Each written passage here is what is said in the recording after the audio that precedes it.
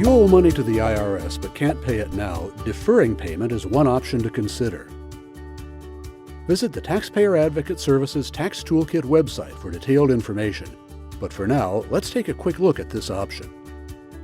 If you can show the IRS that paying both your taxes and your living expenses would cause you financial hardship, you may be eligible for Currently Not Collectible status. Currently Not Collectible doesn't forgive your tax debt. It simply delays payment until you can afford to pay. And in most cases, you must provide detailed financial information to the IRS to qualify. During this time, penalties and interest will continue to add up, so if you're able to make payments toward your tax debt, you should look at an offer in compromise or an installment agreement as a solution. However, if your financial situation is severe and you qualify for Currently Not Collectible status, the IRS must immediately release any levies on your wages or salaries and temporarily suspend collection actions. But they may file a Notice of Federal Tax Lien, which is a legal claim against any property you own in case you fail to pay your tax debt.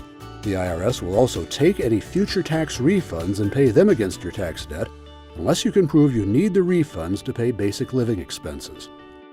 To apply for Currently Not Collectible status, gather all the information you have on your monthly income and expenses and use it to fill out and submit Form 433, Collection Information Statement. If your tax liability is below a certain amount, you may not need to submit the form, but if you do, be sure to select the correct Form 433. There are different versions for businesses, individuals, and self-employed taxpayers. After reviewing the form, the IRS may contact you to verify the information, so be prepared to provide proof of your income, expenses, and assets.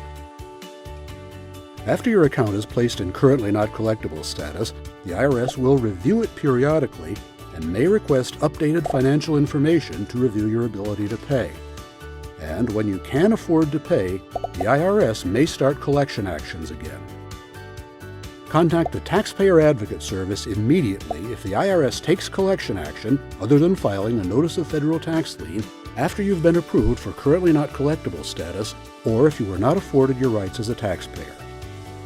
The Taxpayer Advocate Service's Tax Toolkit website has detailed information about the Currently Not Collectible option. The toolkit also has information on low-income taxpayer clinics for those who need representation before the IRS but can't afford it. It also has detailed information about your rights as a taxpayer. Taxpayer Advocate Service, your voice at the IRS.